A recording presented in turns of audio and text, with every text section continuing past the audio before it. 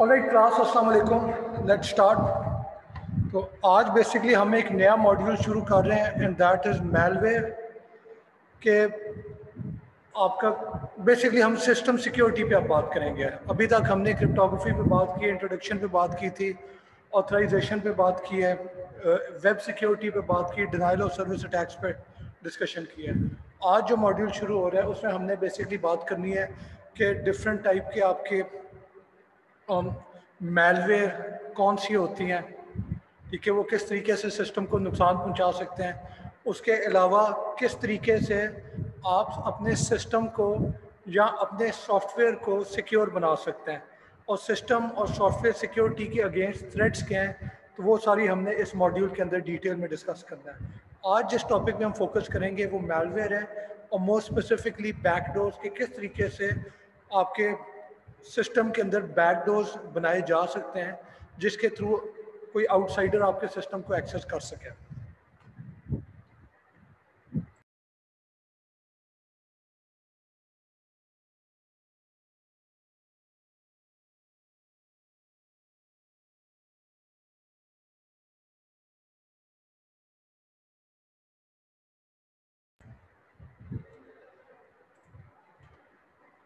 ठीक है, तो पहली बात तो है कि मेलवेयर होता क्या है। मेलवेयर बेसिकली आपका एक प्रोग्राम है जो कि सिस्टम के अंदर इंसर्ट किया जाता है, यानी छुप के से सिस्टम के अंदर एक कोड डाला जाता है जो कि ऑन इट्स ओन एग्जिस्ट कर सकता है, या फिर किसी और प्रोग्राम के अंदर वो कोड अपने आप को एम्बेड कर लेता है। ठीक है, और इसका मकसद क्या होता है कि बेसिकली उस सिस्टम के ऊपर जो भी डेटा पड़ा हुआ है, जो एप्लीकेशंस हैं, जो ऑपरेटिंग सिस्टम है, उनकी कॉन्फिडेंशियलिटी, इंटेग्रिटी और अवेलेबिलिटी को कॉम्प्रोमाइज़ किया जा सके। ठीक है, और अगर मकसद कॉम्प्रोमाइज़ करना नहीं है तो इन सम केसेस मकसद ये भी हो सकता है कि प्रैंक के तौर पे सिर्फ विक्टिम के काम को थोड़ा डिसरप्ट किया जाए, थोड़ा सा सिस्टम को स्लो डाउन किया जाए ताकि विक्टिम जो है उसको थोड़ी तकलीफ हो। ठीक है, तो दोनों मकसद हो सकते हैं मेलवेयर के। और कुछ एग्जांपल अगर देखें तो Trojan, logic bomb, trapdoors, virus, worm, zombie, ये सारे बेसिकली आपके मेलवेयर हैं जो कि आपके सिस्टम को मैसअप कर देते हैं। ठीक है, और इसके अलावा और भी प्रोग्राम्स होते हैं जो कि हम अगले कुछ लेसन में डिस्कस करते जाएंगे। और जो मेलवेयर होती है उसमें डिफ्रेंशिएशन किस बेसिस पे होती है, तो मेन डिफरेंस बेसिकली यही होता है, नंबर वन, कि वो स्प्रेड कैसे कर रहे हैं। स्प्रेड का मतलब है कि एक तो यानी एक मशीन से अगर आपका मेलवेयर शुरू हो रहा है तो बाकी मशीन्स तक वो किस तरह से जाएगा, कितनी तेज़ी से स्प्रेड करेगा, कितनी जल्दी करेगा कि इवेंचुअली डेस्टिनेशन तक पहुंच जाए, और कितनी डेस्टिनेशन को वो टारगेट कर रहा होगा। ये स्प्रेड का कॉन्सेप्ट है। और इसमें एक एग्जांपल है जो हमने पहले लेसन में देखा था कि स्टक्सनेट बेसिकली आपका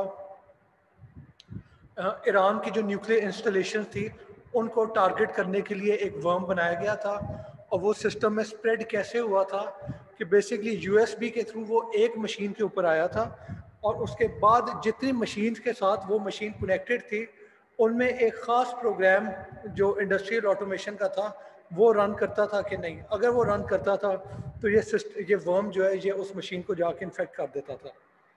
ठीक है, तो ये बेसिकली एक डिफ्रेंशिएशन स्प्रेड की बेसिस पे होती है, और दूसरी डिफ्रेंशिएशन होती है कि एक दफ़ा टारगेट के ऊपर मेलवेयर पहुंच गया है तो अब वो करेगा क्या, यानी वो क्या एक्शन परफॉर्म करेगा, किस तरीके से वो नुकसान पहुंचाएगा, और उसका एंड गोल क्या होगा बेसिकली। तो इन दो चीज़ों की बेसिस पे आप डिफरेंट मेलवेयर के बीच में डिफ्रेंशिएट कर सकते हैं। और यहाँ पे एक जो इम्पोर्टेंट कॉन्सेप्ट आ जाता है मेलवेयर के टॉपिक में, वो होता है ट्रोजन हॉर्स का। ट्रोजन की हिस्ट्री क्या है कि बेसिकली आपके एक बिफोर क्राइस्ट जो ज़माना था एंशिएंट टाइम में, एक दो शहरों के बीच में एक पीस ट्रीटी हुई थी, और एक उनमें से शहर ट्रॉय था, और उन्होंने बेसिकली अपनी दोस्ती का इजहार करने के लिए एक बहुत बड़ा वुडन हॉर्स बनाया और दूसरे शहर को जो है वो पहुंचा दिया। अब दूसरे शहर वालों ने जब अपने दरवाजे खोले और उस हॉर्स को वो अंदर लेके गए तो फिर क्या था कि हॉर्स के अंदर एक्चुअली ट्रॉय जो सिटी थी उनके आर्मी थी, वो उसके अंदर बैठे हुए थे फौजी। उन्होंने बाहर निकल के पूरे शहर पे जो है वो धावा बोल दिया, और जो ट्रॉय था उन्होंने बेसिकली दूसरी सिटी को कैप्चर कर दिया। तो ये सारा हिस्ट्री है ट्रोजन हॉर्स की, और कॉन्सेप्ट ट्रोजन का साइबर सिक्योरिटी के कॉन्टेक्स्ट में भी यही है कि आपको कोई शख्स एक ऐसी चीज़ भेजे जो कि देखने में आपको बड़ी खूबसूरत लगे, ठीक है। फॉर एग्जांपल कोई एनिमेशन हो सकती है, कोई गेम हो सकती है, या फिर कोई मैसेज हो सकता है सॉफ्टवेयर अपडेट का कि आपकी मशीन पे प्रोग्राम पुराना हो गया है, इसको अपडेट कर लें, ठीक है। पर इन रियलिटी जब आप इस चीज़ को एग्जीक्यूट करते हैं, रन करते हैं, तो इसके अंदर कुछ हिडन साइड इफ़ेक्ट्स भी पड़े होते हैं। यानी ये बेसिकली क्या करेंगे कि जैसे इनकी एग्जीक्यूशन होगी तो इन रियलिटी इनके अंदर कोई वायरस या वर्म का कोड होगा, और जैसे ही आप इसको रन करते हैं तो वो वायरस या वर्म आपके ओवरऑल सिस्टम को इन्फेक्ट कर देगा, ठीक है। और इन्फेक्शन क्या हो सकती है, या तो आपके डेटा को अटैक कर सकता है, या फिर आपके सॉफ्टवेयर को, आपके डिवाइस ड्राइवर्स को, ऑपरेटिंग सिस्टम को अटैक कर सकता है, हार्डवेयर को अटैक कर सकता है, या फिर उसका मकसद ये हो सकता है कि मशीन को डैमेज नहीं करना, डेटा को स्टील करना है। और तीसरा गोल ये भी हो सकता है कि ना स्टील करना है ना डैमेज करना है, सिर्फ क्या करना है कि उस मशीन के अंदर एक ऐसा प्रोग्राम इंस्टॉल कर देना है जिसके थ्रू कोई भी बाहर का बंदा उस मशीन को रिमोटली एक्सेस भी कर सके और उसे कंट्रोल भी कर सके, और फिर फर्दर उस चीज़ को इस्तेमाल करते हुए वो अपने गलत काम जो है वो उसके थ्रू करवा सके। तो ये बेसिकली ट्रोजन हॉर्स का या ट्रोजन का मकसद होता है। इसीलिए कहा जाता है कि आपको अगर कोई खूबसूरत सी चीज़ भेजी जाए तो फ़ौरन उसे खोलना दिया करें, पहले चेक किया करें, तस्दीक कर लिया करें कि आया इसकी सोर्स जो है वो रिलायबल है कि नहीं। यानी कभी ये भी होता है कि आपका कोई दोस्त ही आपको मेल भेज देता है, तो दोस्त तो आपका रिलायबल है, उस पर तो आप भरोसा कर सकते हैं, और मसला क्या होता है कि उस दोस्त ने खुद वो नहीं भेजा होता, उसे भी किसी और ने फॉरवर्ड किया होता है। तो इसलिए इस तरह की जो अटैचमेंट सारी होती है ईमेल पे, इन चीज़ों का थोड़ा इंसान ध्यान ही रख लिया करे।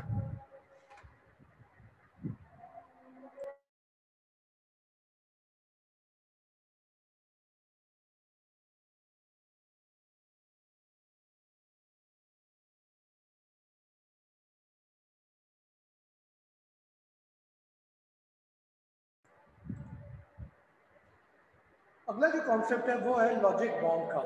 लॉजिक बॉम्ब का मतलब क्या होता है, बेसिकली ये शुरू के जो अर्लीस्ट आपके जो मलेशियस सॉफ्टवेयर की टाइप थी, लॉजिक बॉम्ब उनमें से एक है। इसका बेसिकली काम क्या होता है, ये एक ऐसा पीस ऑफ कोड होता है जो कि आपकी मशीन के अंदर, अगर मशीन इन्फेक्ट हुई है तो वो पड़ा रहेगा, और वो कोड एक्टिवेट कब होता है, जब कोई स्पेसिफिक कंडीशन मीट हो। फॉर एग्जांपल कोई फाइल है वो आपके सिस्टम में आ गई है, तो उस फाइल की प्रेजेंस की वजह से ये ट्रिगर हो सकता है, या फिर ये आपके सिस्टम में इन्फेक्ट करके बैठा रहेगा टिल सच टाइम के एक ख़ास डेट और टाइम नहीं आ जाता है, और जैसे ही वो डेट और जैसे ही वो टाइम आता है तो उसी वक्त ये प्रोग्राम जो है, ये कोड जो है ये एग्जीक्यूशन शुरू कर देगा। या फिर ये भी कंडीशन हो सकती है कि आपके डिफरेंट लोग उस मशीन पर लॉगिन कर रहे हैं, जैसे ही एक ख़ास पर्टिकुलर यूज़र लॉगिन करता है, ओनली इन दैट केस वो प्रोग्राम जो है वो एग्जीक्यूशन स्टार्ट कर देगा, ठीक है। तो इसका मकसद क्या होता है, मकसद यही होता है कि आपके सिस्टम को डैमेज करना है, आपकी फाइल्स को डिलीट करना है, मॉडिफाई करना है, ठीक है, या फिर वर्स्ट केस में आपके पूरे के पूरी मशीन को जो है वो क्रैश करवा देना है, डैमेज करना है, ठीक है। अब एक सवाल ये आता है कि कंडीशन मीट करने का फ़ायदा क्या है। अगर आपके कंप्यूटर में प्रोग्राम ने इन्फेक्ट कर दिया है तो फिर उसी वक्त वो रन करना शुरू कर दें, कोई कंडीशन का इंतज़ार करना क्यों लाजमी है। तो बात ये आ जाती है कि आपकी मशीन में अगर कोड पड़ा हुआ है तो इट इज़ पॉसिबल कि उस कोड को रन करने से मकसद पूरा ना हो। यानी आपकी मशीन पे एक वायरस आ गया, उसने इन्फेक्ट कर दिया है, अब वो इंतज़ार कर रहा है, फॉर एग्ज़ाम्पल इंतज़ार किस चीज़ का कर रहा है कि आप अपनी मशीन से अपने बैंक अकाउंट पे लॉगिन करें। अब ये कोड क्या करेगा, जैसे ही आप लॉगिन करते हैं ये आपके उस टोकन को फॉर एग्जांपल हाईजैक करके आपके बैंक अकाउंट का कंट्रोल किसी अटैकर को जो है वो दे देगा। अब बात ये है कि ये लॉजिक बॉम्ब की तुक बनती है। अगर लॉजिक बॉम्ब ना होता, ये कंडीशन का इंतजार ना करता, वो जैसे ही प्रोग्राम इन्हें इन्फेक्ट किया वो एग्जीक्यूशन स्टार्ट कर देता, तो क्या होना था? उस वक्त आपने किसी बैंक अकाउंट पे लॉगिन नहीं किया तो एज सच अटैकर को तो कोई फ़ायदा नहीं हुआ। अलबत्ता अगर मशीन, उस कोड ने आपकी मशीन को इन्फेक्ट कर दिया है, तो ये ख़तरा ज़रूर है कि कुछ अरसे में आपको नज़र आ जाए या आपके जो मशीन पे एंटीवायरस है उसको पता लग जाए कि ये कोड पड़ा हुआ है और वो इसको रिमूव कर दे। तो अगर वो इस कोड को रिमूव कर देते हैं तो अटैकर का क्या फ़ायदा हुआ? तो अटैकर का बेसिकली मकसद होता है कि किसी तरीके से सरप्राइज का आंसर भी आ जाए, कि जब उसने बैंक अकाउंट को की इंफॉर्मेशन की एक्सेस अवेलेबल होगी तभी ये कोड रन करे, क्योंकि उसके बाद पकड़ा भी जाता है तो कोई मसला नहीं है। मसला तब है कि वो ये इंफॉर्मेशन लेने से पहले पकड़ा जाए। तो इसी लॉजिक बॉम्ब का मकसद होता है कि जो सही टाइम में सिर्फ उसी वक्त कोड एग्जीक्यूट करेगा, उससे पहले नहीं करेगा। और वो एग्जीक्यूशन के बाद वो अपना मकसद पा लेता है। उसके बाद इसको अगर एंटीवायरस डिस्कवर करके डिलीट भी कर दे तो अटैकर को कोई नुकसान नहीं है, क्योंकि उसका मकसद पूरा हो गया। ठीक है, तो यहाँ पे एक सवाल आता है कि लॉजिक बॉम्ब का डिनाइल ऑफ सर्विस अटैक्स में क्या फ़ायदा हो सकता है? Any idea students? हाँ जी क्लास, लॉजिक बॉम्ब का distributed denial of service attacks में क्यों इतना फ़ायदा है? ठीक है, तो इसका जवाब भी सिंपल है। बेसिकली डिनाइल ऑफ सर्विस में आप क्या चाहते हैं? आप चाहते हैं कि एक ऑप्शन तो है कि जिस मशीन को सिग्नल जा रहा है कि अटैक शुरू कर दो, तो वो उस वक्त अटैक शुरू कर दे, और सिग्नल अगर बारी बारी जाता है तो सारी मशीन बारी बारी अटैक करेंगी। डिनाइल ऑफ सर्विस पावरफुल तब भी होता है जब मशीन्स बारी बारी अटैक ना करें, सारी की सारी एक ही टाइम पे एग्जैक्ट उसी इंस्टेंस पे ट्रांसमिशन शुरू करते हैं। तो इस चीज़ को कंट्रोल करने का आइडियल तरीका लॉजिक बॉम्ब है फिर, कि आपकी जितनी मशीन्स हैं जिन्हें आप बारी बारी इन्फेक्ट करी जा रहे हैं, उनके अंदर ये कोड पड़ा होगा, लॉजिक बॉम्ब पड़ा होगा। ठीक है, और वो मशीन कुछ नहीं करेंगी। उस टाइम में ये कोड कोशिश कर रहा होगा कि जितनी ज़्यादा मशीन्स को इन्फेक्ट किया जा सकता है कर लिया जाए। फिर जब एग्जैक्ट टाइम और डेट आएगा जब अटैक लॉन्च करना था, तो जितनी मशीन्स इन्फेक्ट हुई थी उन सारों में सडनली ये कोड एग्जीक्यूशन स्टार्ट कर देगा, और फिर एकदम से जो है वो सारी की सारी मशीन जो है विक्टिम को ट्रैफिक भेजना शुरू हो जाएगी। तो इसलिए लॉजिक बॉम्ब जो है वो आपका एक कोऑर्डिनेशन के लिए भी काफ़ी यूजफुल साबित हो सकता है। Any questions class?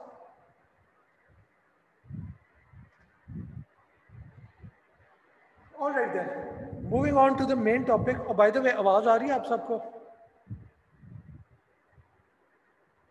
क्लास आ रही है सर, आ रही है सर, आ रही है सर। Alright, thank you. ठीक है, तो आज का जो मेन टॉपिक है वो है बैकडोर या ट्रैप डोर। बैकडोर होता क्या है? बेसिकली आपके प्रोग्राम के अंदर कोई ऐसा एंट्री पॉइंट है जिसके थ्रू कोई आउटसाइडर आपकी मशीन को एक्सेस कर सकता है, और एक्सेस इस मैनर में कि आपकी मशीन के जितने भी सिक्योरिटी प्रोसीजर्स थे उनको बाईपास करके वो उस मशीन को इस्तेमाल कर लें। ठीक है, और बैकडोर की डिफरेंट फॉर्म्स हो सकती हैं। हाँ जी, एनी क्वेश्चन? ऑलराइट, बैकडोर की डिफरेंट फॉर्म्स हो सकती हैं। ठीक है, एक फॉर्म होती है कि आपकी मशीन के ऊपर कोई प्रोग्राम पड़ा हुआ है, उसके अंदर कोई और कोड होगा हिडन, जो कि किसी आउटसाइडर को उस मशीन की एक्सेस दे देगा। या दूसरी ऑप्शन होती है कि बैकडोर जो है वो एक अलहदा प्रोग्राम है, प्रोग्राम होगा, अलहदा कोड होगा, अलहदा प्रोसेस होगी जो कि मशीन पे रन कर रही होगी और जिसके थ्रू आउटसाइडर उस मशीन को जो है एक्सेस कर सकेगा। ठीक है, जहाँ फिर आपका जो फर्मवेयर होती है, फर्मवेयर बेसिकली क्या मतलब है? फर्मवेयर होता है कि आप कोई मशीन खरीदते हैं, हार्डवेयर खरीदते हैं, फॉर एग्जांपल राउटर हो गया, वायरलेस राउटर हो गया। ठीक है, तो फैक्ट्री जो है वो आपको हार्डवेयर भी प्रोवाइड करती है, और उस हार्डवेयर को रन करने के लिए, उसे मैनेज करने के लिए उसी राउटर के अंदर एक प्रोग्राम भी रिजाइड कर रहा होता है। तो उस प्रोग्राम को फर्मवेयर कहते हैं। और in some cases it is possible कि उस फर्मवेयर के अंदर या तो अटैकर ने या कंपनी ने खुद ही अपनी तरफ से कोई ऐसा कोड डाला हो जिसके थ्रू उस राउटर को बाहर से उस हार्डवेयर को आउटसाइड से एक्सेस किया जा सके, कंट्रोल किया जा सके। और इसका एक एग्जांपल है कि कुछ अर्सा पहले यूएस ने जो चाइनीज़ कंपनीज थी उन पे पाबंदी लगाई थी, फॉर एग्जांपल हुआवे वगैरह पे, कि उनके राउटर्स जो है, उनके डिवाइसेस जो है वो यूएस में इस्तेमाल नहीं होंगे। क्यों नहीं होंगे? क्योंकि यूएस गवर्नमेंट को शक था कि इन डिवाइसेस के अंदर बैकडोर होगा, और बैकडोर क्या करेगा कि कोई भी यूएस की ट्रैफिक है वो अगर किसी चाइनीज़ राउटर के थ्रू गुजर रही है तो वो राउटर उस पैकेट की कॉपी बनाएगा, ठीक है, और उस वो जो कॉपी है वो चाइनीज़ गवर्नमेंट को सेंड कर देगा, ठीक है। तो ये बेसिकली होता है कि फर्मवेयर के थ्रू जो है कंपनी कंट्रोल कर सकती है फ्रॉम आउटसाइड। और इसका एक और मैं रिसेंटली पढ़ रहा था कि आई एम नॉट श्योर ये कितनी सदाकत है इस खबर में, कि चाइनीज़ गवर्नमेंट ने गिफ्ट किया था कोई अफ्रीकन यूनियन को, उन्हें एक बिल्डिंग बना के दी थी कई मिलियन डॉलर्स में, ठीक है। उस बिल्डिंग में सारे उनके जो अफ्रीकन यूनियन के जो ऑफिसर्स थे उनके ऑफिसेस थे, उनकी मीटिंग्स वहाँ पे होती थी, ठीक है। वहाँ पे एक डेटा सेंटर भी था जो कि उस पूरे जो ऑर्गेनाइजेशन थी उसके सारे डेटा को स्टोर करता था, उसे मैनेज कर रहा होता था, उसे एक्सेस देता था। और उस गवर्नमेंट ने क्या किया, चाइनीज गवर्नमेंट ने क्या किया कि उन डिवाइसेस के अंदर उन्होंने बेसिकली एक बैकडोर डाला हुआ था कि जिसके थ्रू उन सर्वर्स में जितना डेटा पड़ा हुआ है उसे कभी भी गवर्नमेंट एक्सेस कर सकती थी, चाइनीज गवर्नमेंट। और इसके साथ उन्होंने ये भी किया कि जो बिल्डिंग बनाई थी उसके ऑफिस में उन्होंने डिफरेंट जगहों पे कैमराज और माइक्स लगाए हुए थे ताकि जो भी मीटिंग हो रही है उनकी इंफॉर्मेशन भी गवर्नमेंट तक पहुंच सके, ठीक है। आई एम नॉट श्योर ये बात कितनी सच है, पर ये मैं पढ़ रहा था, ठीक है। तो इस तरह के बैक डोर के कॉन्सेप्ट होते हैं और गवर्नमेंट तो बहुत ज़्यादा इस्तेमाल करती है। इसके अलावा आम लोग जो हैं, आम अटैकर्स, हैकर्स जो हैं, वो भी इस्तेमाल कर सकते हैं अपने अल्टीरियर मोटिव्स के लिए, ठीक है। इसके अलावा फिर आपका जो ऑपरेटिंग सिस्टम है उसके अंदर भी बैकडोर ओपन हो सकता है जिसके थ्रू ऑपरेटिंग सिस्टम को कंट्रोल किया जाए। और अगर ऑपरेटिंग सिस्टम को कंट्रोल कर लिया है तो बेसिकली आपने पूरी डिवाइस को कंट्रोल कर दिया, ठीक है। तो ये जो हमने 4 बातें की हैं, ये बेसिकली हमने बात की कि किस तरीके से मलिशियसली बैकडोर को डाला जा सकता है गलत कामों के लिए। इसके अलावा बैकडोर कभी बिल्कुल लेजिटिमेट पर्पसेस के लिए भी डाला जाता है। एक एग्जांपल है डिफ़ॉल्ट पासवर्ड का, यानी आप अगर राउटर या कोई और हार्डवेयर ख़रीदते हैं तो यूजुअली क्या होता है कि फैक्ट्री से जो डिवाइस आता है उसके अंदर उन्होंने एक डिफ़ॉल्ट पासवर्ड और यूज़र नेम सेट किया होता है, और उसका मकसद क्या होता है कि उस यूज़र नेम पासवर्ड को इस्तेमाल करते हुए आप उस डिवाइस को एक्सेस करें, और फिर पहला काम आपका होना चाहिए कि आप अपनी मर्ज़ी का पासवर्ड रखें। पर होता क्या है, होता ये है कि लोग इतनी मेहनत नहीं करते, वो कहते हैं डिवाइस आ गया है, चल रहा है, इंजॉय करो, मेहनत ना करो। वो ना पासवर्ड चेंज करेंगे ना यूज़र नेम चेंज करेंगे। अब इसमें मसला क्या होता है कि लेट सपोज मेरे नेबरहुड में किसी ने कोई राउटर ख़रीदा है नया, तो मैं अपने कंप्यूटर के अवेलेबल वायरलेस नेटवर्क्स में देखूंगा तो वहाँ पे मुझे सबसे पहले तो पता लग जाएगा कि मेरे नेबर ने जो राउटर ख़रीदा है उसकी कंपनी का नाम क्या है। फॉर एग्जांपल हुआवे है, टीपी लिंक है, क्या है। फिर मैं क्या करूँगा, मैं नेट पे जाके देखूंगा कि इस कंपनी के जो राउटर होते हैं या जो डिवाइसेस होते हैं उनमें डिफ़ॉल्ट यूज़र नेम पासवर्ड क्या होता है जो कि फैक्ट्री से डल के आए, और फिर मैं उस यूज़र नेम पासवर्ड को इस्तेमाल करने की कोशिश करूँगा। अगर किसी ने वो चेंज ना किया हुआ तो मुझे एक्सेस मिल जाएगी, और फिर मैं वायरलेस राउटर के साथ जो मर्जी करता फिरूँ। मैं उसे इंटरनेट को एक्सेस करने के लिए इस्तेमाल करूँ, या मैं उस वायरलेस राउटर की सेटिंग ऐसे चेंज कर दूँ, उसकी कन्फिग्रेशन को मैं सब कर दूँ कि अगला बंदा जो है वो इसे इस्तेमाल ही ना कर सके, ठीक है। तो बात यह है कि डिफ़ॉल्ट पासवर्ड बजाते खुद बुरी चीज़ नहीं थी, पर क्योंकि उस जो यूज़र था उसने इन चीज़ों को ठीक नहीं किया, सेट नहीं किया रीसेट, तो इसलिए जो मलिशियस यूज़र था वो इनके डिवाइस को एक्सेस कर सका। और बाय द वे आप लोग जब ख़रीदते हैं तो चांसेस आर कि आप राउटर ISP से ही खरीदते हैं, फॉर एग्जांपल PTCL से, तो PTCL जो है वो फिर डिफ़ॉल्ट पासवर्ड को खुद ही से चेंज कर देती है। और वो जितने भी डिवाइसेस PTCL वाले बेचेंगे फॉर एग्जांपल, तो वो हर डिवाइस में एक फ़र्क पासवर्ड सेट करेंगे। ठीक है, तो उसकी यूजुअली आपको फिक्र नहीं करनी पड़ती। जैसे पुराने ज़माने में लोग क्या करते थे, वो खुद ही हफीज़ सेंटर जाके राउटर ख़रीद लिया, तो उसमें जो है वो फिर डिफ़ॉल्ट पासवर्ड वगैरह एग्जिस्ट करते थे। ठीक है, तो एक ये चीज़ होगी। और दूसरा जो चीज़ है आखिरी, वो होता है कि जो प्रोग्रामर सॉफ्टवेयर डेवलप कर रहे होते हैं, वो प्रोग्रामर्स क्या करते हैं कि इन सम केसेस उस सॉफ्टवेयर के अंदर कोई ऐसा कोड डाल देते हैं, फॉर एग्जांपल ऐसा कोड जिसे इस्तेमाल कर, जिसकी वजह से उस कंपनी में जितने भी सॉफ्टवेयर टेस्टिंग वाले जो सॉफ्टवेयर क्वालिटी एश्योरेंस के जो लोग हैं, सॉफ्टवेयर टेस्टिंग की जो टीम है, वो अपने घरों से बैठ के फॉर एग्जांपल उस प्रोग्राम को टेस्ट कर सकें। यानी आजकल कोरोना फैला हुआ है, तो जो सॉफ्टवेयर डेवलप हो रही है कंपनी में, वो आर्किटेक्ट कहते हैं कि ठीक है, इस प्रोग्राम के अंदर हम एक अपना 2-3 लाइनें कोड की डालेंगे जो कि हमारी टेस्टिंग टीम को एक्सेस दे देगा, ताकि वो अपने घर बैठ के ही इस सॉफ्टवेयर को टेस्ट कर सकें। मसला क्या है? मसला ये है कि सॉफ्टवेयर डेवलप हो जाएगी, बड़ी अच्छी हो जाएगी। अब उस सॉफ्टवेयर को रिलीज़ करने से पहले, यानी सेल करने से पहले, दुनिया में पब्लिक करने से पहले, अगर उसका ये जो बैकडोर था इसे रिमूव करना भूल गया है कोई, तो मसला क्या होगा कि बैकडोर तो अब एग्जिस्ट कर रहा है। अब किसी को भी उस बैकडोर का पता लग गया तो वो बाहर से किसी भी मशीन पे ये प्रोग्राम रन कर रहा है, तो इस प्रोग्राम को एक्सेस कर सकेगा और इस प्रोग्राम को एक्सेस करके फिर वो कंट्रोल कर लेगा ओवरऑल सिस्टम को।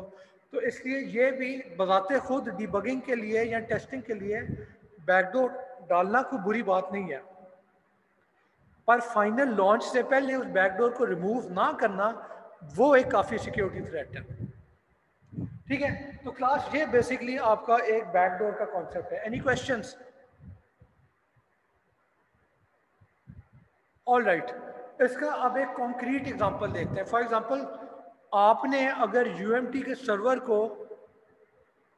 के अंदर बैकडोर घुसाना है किसी तरह से, कैसे करेंगे? ठीक है, तो एक सिंपल एग्जांपल लेते हैं कि लेट्स सपोज यूएमटी का सर्वर रूम है, वहाँ पे सर्वर रन कर रहे हैं और वहाँ पे आपका एक दोस्त बैठा हुआ है जो कि सिस्टम एडमिनिस्ट्रेटर है। ठीक है, अब सिस्टम एडमिनिस्ट्रेटर ऑब्वियसली आपको पासवर्ड तो नहीं देगा अपना, ना ही वो मशीन को खुली एक्सेस देगा आपको। ठीक है, आप क्या करते हैं, आप अपने दोस्त को फ़ोन करते हैं, कहते हैं कि यार मैं चाय पीने आ रहा हूँ। फिर आप सर्वर रूम में जाते हैं, वो कंप्यूटर पे खोल के बैठा हुआ है और वो फिर जो है कमरे से बाहर निकल जाते हैं 2-3 मिनट के लिए, ताकि वो आपके लिए चाय ला सके। अब आपने कोई ऐसा अटैक करना है जो कि उसके वापस आने से पहले पहले कंप्लीट हो जाए। अब अगर आप वहाँ बैठ के प्रोग्रामिंग शुरू कर देंगे तो 3 मिनट में तो कोई भी प्रोग्राम नहीं लिख सकता। ठीक है, अगर आप कोई प्रोग्राम बाहर से डाउनलोड करने की कोशिश करते हैं तो बैंडविड्थ जो है वो इतनी रिलायबल नहीं होती, चांसेस आर कि डाउनलोड और इंस्टॉल करने में भी 3 मिनट से ज़्यादा लग जाएंगे। तो आपने कोई ऐसा काम करना है कि 3 मिनट के अंदर अंदर आपका काम कंप्लीट हो जाए। उसके लिए आप एक सॉफ्टवेयर इस्तेमाल करते हैं या यूटिलिटी समझ लें, जिसका नाम है नेटकैट। ठीक है, नेटकैट जो है ये विंडोज़ लिनक्स दोनों में एग्जिस्ट करता है। ठीक है, yes in some cases it is possible कि आपका डिसेबल किया गया हो, यानी सिस्टम एडमिनिस्ट्रेटर ने इसे डिसेबल कर दिया हो। तो पहली चीज़ तो ये है कि आप कमांड लाइन खोलेंगे, command line, command prompt, console, ठीक है, शेल, बैश, ये सारे एक ही नाम है, एक ही चीज़ है। तो आप उस मशीन पे कमांड लाइन खोलेंगे और उसमें नेट कैट लिख के, एनसी लिख के, सॉरी, एंटर दबा देंगे। अगर तो वो एग्जिस्ट करता है तो आपको कोई ना कोई मैसेज नज़र आ जाएगा। ठीक है, अगर वो एग्जिस्ट नहीं करता तो आपको जल्दी से डाउनलोड करके इंस्टॉल करना पड़ेगा।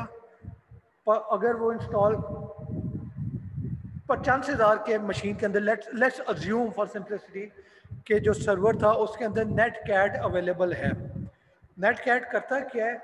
बेसिकली एक यूटिलिटी प्रोग्राम है जो कि टीसीपी या यूडीपी का कनेक्शन बनाता है और नेटवर्क से जो ट्रैफिक आ रही है उसको रीड करके किसी एप्लीकेशन को दे सकता है या खुद प्रोसेस कर सकता है, और नेटवर्क के ऊपर कोई ट्रैफिक भेजनी है तो वो भी नेट कैट को इस्तेमाल करते हुए आप भेज सकते हैं। और नेट कैट क्या कर सकता है कि आप नेट कैट एप्लीकेशन को इस्तेमाल करते हुए किसी भी रनिंग प्रोसेस को नेटवर्क सर्वर बना सकते हैं।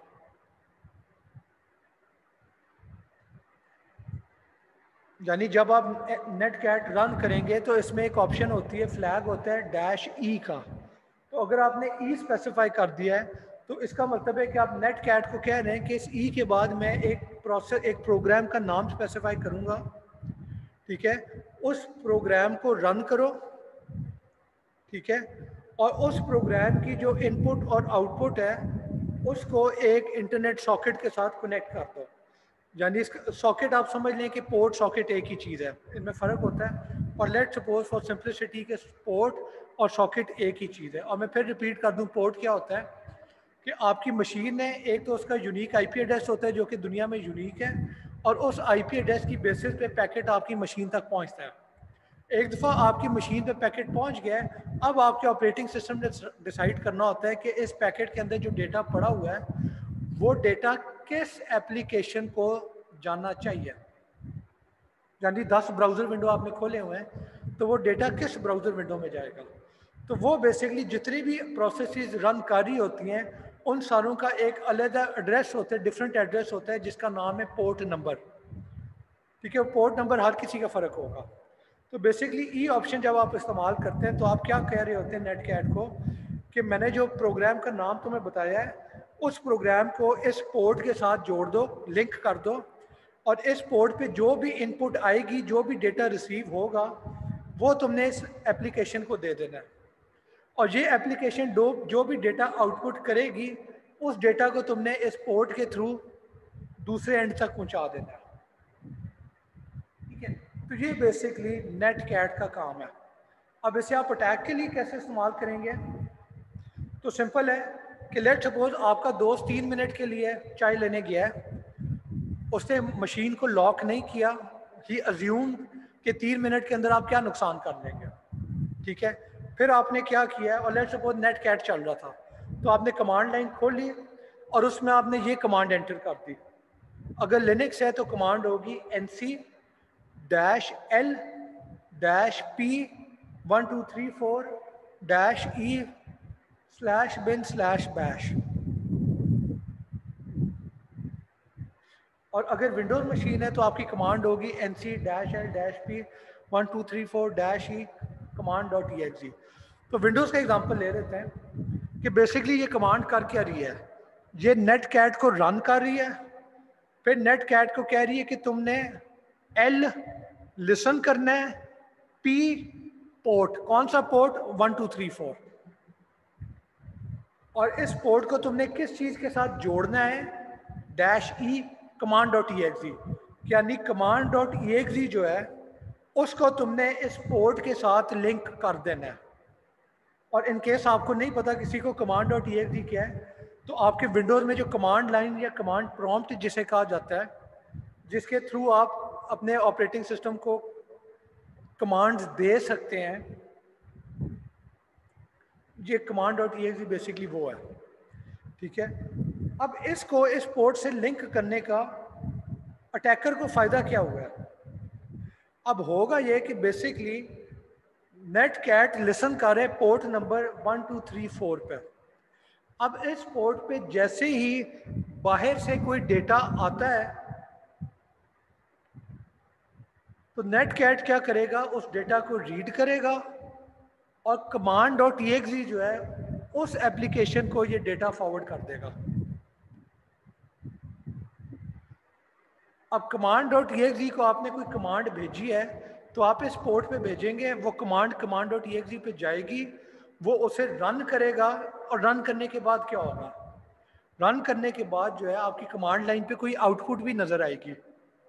तो वो आउटपुट जो है नेट कैट उस आउटपुट को पोर्ट नंबर 1234 पे राइट करेगा ताकि ये पैकेट बन के वापस आप तक यानी अटैकर तक पहुंच सके।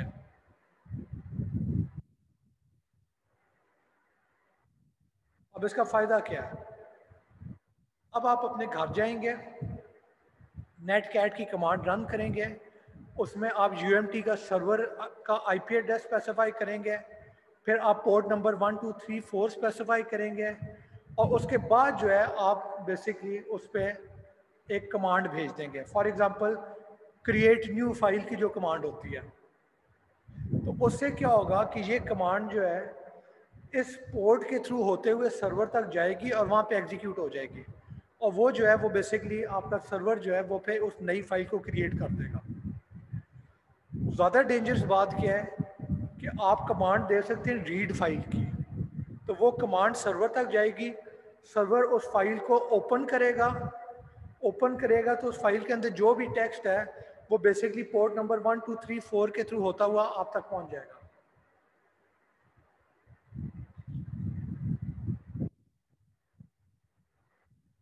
और इस तरह से आपको नजर आ गया है कि आपको अगर सर्वर के ऊपर कमांड लाइन या कमांड प्रॉम्प्ट जो है उस एप्लीकेशन की एक्सेस अपने घर से मिल जाती है, तो बेसिकली आप सर्वर के साथ कुछ भी कर सकते हैं। आप उस पर फाइलें रीड कर सकते हैं, राइट कर सकते हैं, क्रिएट कर सकते हैं, डिलीट कर सकते हैं। आप उस सर्वर को इस्तेमाल करते हुए किसी और मशीन को डॉस अटैक कर सकते हैं, बहुत कुछ हो सकता है। हाँ, आप क्या नहीं कर सकते हैं, तो हर वो कमांड जो कि रन होने से पहले पासवर्ड मांगती है वो आप नहीं कर सकेंगे, क्योंकि आपके पास पासवर्ड नहीं है। ठीक है, फॉर एग्जांपल आप कमांड देते हैं कि कोई नया, उस मशीन के ऊपर आपने कोई ऐसी फाइल को एक्सेस करना है जिसके ऊपर चेक लगा हुआ है कि सिर्फ रूट यूज़र ही उसे एक्सेस कर सकता है। तो अगर रूट यूज़र ने एक्सेस करना है तो वो फाइल ओपन करने से पहले पूछेगी आपसे कि रूट यूज़र का पासवर्ड क्या है, और वो पासवर्ड अगर आपको नहीं पता हुआ तो आपको वो फाइल नहीं शो करेगी। ठीक है, तो ये बेसिकली हमने एक सिंपल अटैक किया है कि किस तरीके से नेट कैट, जो कि एक बहुत ही आम सी एप्लीकेशन है, हर मशीन में पाई जाती है, कोई ख़तरे वाली बात नहीं है, तो कैसे आप इस एप्लीकेशन को इस्तेमाल करते हुए किसी मशीन पे कोई और एप्लीकेशन रन करके उस एप्लीकेशन को सर्वर का दर्जा दे सकते हैं, और फिर अपने घर से आप उस सर्वर को जो है एक्सेस करके उस मशीन को कंट्रोल कर लें। अब क्योंकि नेट कैट में इतना ये ख़तरा हो सकता है, तो इसकी कई नेटवर्क एडमिनिस्ट्रेटर्स होते हैं जो कि नेट कैट को सिक्योरिटी पर्पसेस के लिए डिसेबल कर देते हैं। ठीक है, तो यहाँ पे ये बात आ जाती है कि एज एन अटैकर आपने फिर देखना है कि आप किस तरीके से इस कोड को, नेट कैट को इंस्टॉल करेंगे, या अगर नेट कैट एग्जिस्ट करती है तो किस तरीके से उसे रन करेंगे। अभी मैंने एग्जांपल दिया था कि आप सर्वर रूम में जाके कंप्यूटर को एक्सेस कर रहे हैं। दूसरा अटैक ये भी हो सकता था कि आप अपने दोस्त को ईमेल भेजते हैं, और वो अगर सर्वर के ऊपर अपनी ईमेल चेक करता तो आपने जो ईमेल भेजी थी उसमें आपने एक स्क्रिप्ट छुपाया होता जो कि ये वाली कमांड को एग्जीक्यूट कर देता, यानी nc-l-p1234- command.exe। तो ये आप ईमेल के थ्रू भी एग्जीक्यूट करवा सकते हैं, आप यूएसबी के ऊपर भी इसे इन्फेक्ट करवा सकते हैं ताकि आपका दोस्त वो यूएसबी लगाए कंप्यूटर से, तो ये प्रोग्राम वहाँ पे एग्जीक्यूट हो जाए, ये कमांड एग्जीक्यूट हो जाए। और बाय द वे बैश क्या है, तो command.exe जो है वो विंडोज़ के लिए कमांड लाइन का नाम है, और लिनक्स में अगर आपने कमांड लाइन को एग्जीक्यूट करना है तो उसका नाम बैश होता है, और वो बिन वाले फोल्डर में पड़ी होती है। Any question class? और साउंड चेक, आपको आवाज़ आ रही है मेरी? Yes sir. Thank you. ठीक है, अब कुछ पॉपुलर एग्जांपल्स देखते हैं जो कि रियल लाइफ बैकडोर अटैक्स जो कि हुए हैं। एक था कि 2014 में किसी ने ये बात आइडेंटिफाई की थी कि वर्डप्रेस जो है, वर्डप्रेस बेसिकली एक एप्लीकेशन है जिसको इस्तेमाल करते हुए आप वेबसाइट बना सकते हैं। तो वर्डप्रेस के अंदर कुछ प्लगइन्स भी एग्जिस्ट करते हैं, for example chat window, email करने का प्लगइन, मैसेज करने का प्लगइन, कोई सेल करने का, बाय करने का प्लगइन। ठीक है, कोई रिव्यू करने का प्लगइन, तो डिफरेंट प्लगइन एग्जिस्ट कर रहे होते हैं। इनमें से कुछ प्लगइन होते हैं जो कि वर्डप्रेस ऑफिशियल कंपनी नहीं बनाती, जो वर्डप्रेस के यूजर्स हैं वो बनाते हैं। तो 2014 में क्या आइडेंटिफाई हुआ था कि कुछ लोगों ने प्लगइन्स बनाए थे जिसके अंदर ऑब्फस्केटेड जावास्क्रिप्ट कोड था, और वो कोड बेसिकली क्या करता था कि जैसे ही प्लग इन लोड हुआ है, एग्जीक्यूशन स्टार्ट हुई है प्लग इन की, तो उसके साथ साथ जो है ये जावास्क्रिप्ट कोड भी रन होगा, और ये बेसिकली वेब पेज में, सॉरी वेबसाइट में जो डेटाबेस था उसका एक एडमिनिस्ट्रेटर अकाउंट बना के जो अटैकर था उसको उसकी एक्सेस दे देता था।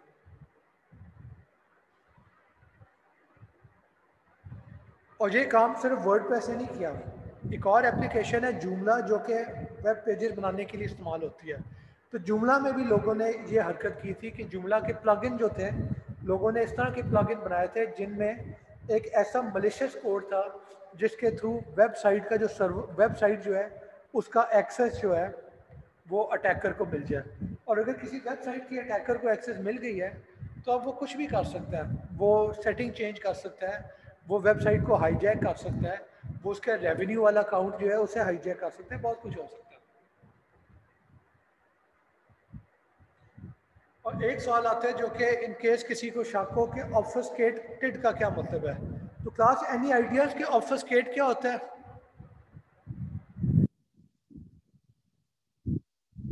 ओके, तो ऑब्फस्केट का मतलब होता है कि कोई सादा सी चीज को आप बहुत ही ज्यादा गुंजलों के अंदर छुपा दें। यानी फॉर एग्जांपल मैंने एक प्रोग्राम लिखना है जो कि एक स्टूडेंट के क्विज के मार्क्स लेता है, क्विज 1 के मार्क्स और क्विज 2 के मार्क्स को ऐड करता है, फिर डिवाइड बाय 2 करता है और उसकी एवरेज जो है डिस्प्ले कर देता है। Simple 5-6 line code, that's it. Obfuscation क्या होगी कि मैं 1000 लाइन का कोड लिख लूंगा जो कि काम सिर्फ और सिर्फ यही कर रहा होगा कि क्विज 1 और क्विज 2 की एवरेज जो है वो डिस्प्ले करनी है। साथ में ये भी कर सकता हूँ कि क्विज 1 प्लस क्विज 2 जो वेरिएबल है डिवाइड बाय 2, इसकी बजाय मैं करूँ quiz 1 plus 2 multiply by quiz 2 divided by 2 minus quiz 2। तो बेसिकली किया मैंने क्या है, मैंने एवरेज ही निकाल लिया है और उसके अंदर एडिशनल स्टेप्स डाल दिए हैं। इसका मकसद क्या होता है? इसका मकसद ये होता है कि अब मेरा वो कोड अगर आप पढ़ेंगे तो आपको कुछ समझ नहीं आएगी क्या कहा है। अगर मैंने लिखा होता है quiz 1 plus quiz 2 divided by 2 तो आपको समझ आ जाती है कि एवरेज कैलकुलेट होती है। अब इस तरह से कोड ऑब्फस्केशन जो है इसका एक मकसद तो होता है कि आप अपने मलिशियस कोड को छुपा लें ताकि कोई भी उसे पढ़े तो उसे समझ ना आए कि मलिशियस है और वो उसे इग्नोर कर दे। पर इसकी एक ऑब्फस्केशन की एक लेजिटिमेट यूजेज भी है। अगर मैंने किसी क्लाइंट को सोर्स कोड देना है पर मैं नहीं चाहता कि क्लाइंट जो है उस सोर्स कोड को आगे किसी और को बेच दे, तो मैं क्या करूंगा, मैं उस सोर्स कोड को ऑब्फस्केट कर दूंगा। यानी उसमें मैं वेरिएबल्स के नाम चेंज कर दूंगा। यानी वेरिएबल का नाम अगर प्रॉफिट था तो मैं T1XY3 कर दूंगा। अब ये नाम देके किसी को समझ नहीं आएगी कि ये क्या कर रहा है। फिर मैं लाइंस ऑफ कोड ज़्यादा कर दूंगा, उनकी फॉर्मेटिंग ख़त्म कर दूंगा, ठीक है, वेरिएबल्स नए ले आऊँगा जो कि यूजलेस इस्तेमाल नहीं हो रहे हैं। तो बेसिकली इस तरह से मैं खिचड़ी पकाऊंगा। तो अब अगर क्लाइंट उसे ठीक करके आगे बेचने की कोशिश करता है तो ठीक करने में जो पैसा लग जाएगा उससे बेहतर वो मेरे पास आके मेरे से कोड ले लिया करें। ठीक है, तो ये ऑब्फस्केशन की एक लेजिटिमेट यूजेज भी है। Any question class?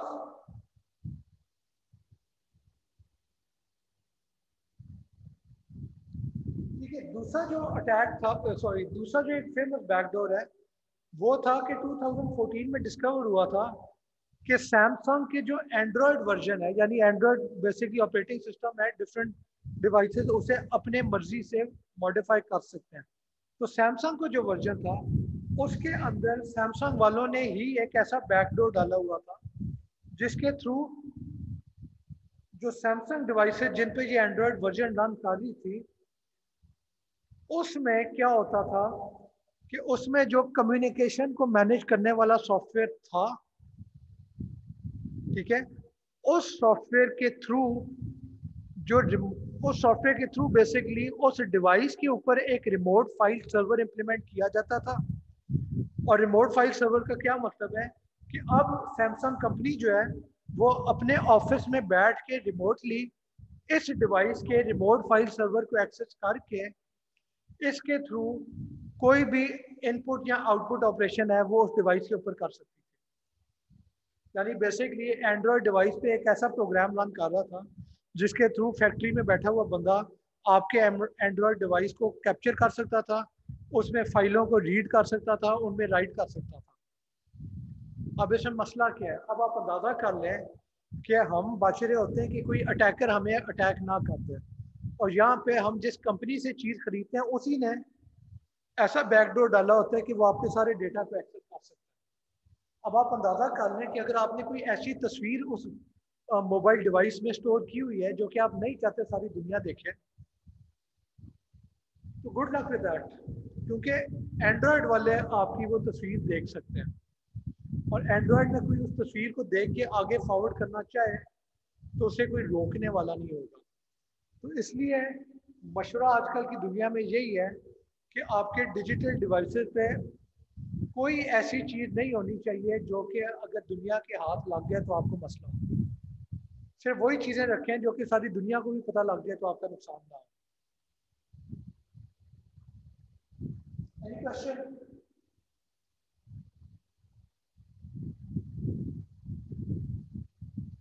No sir.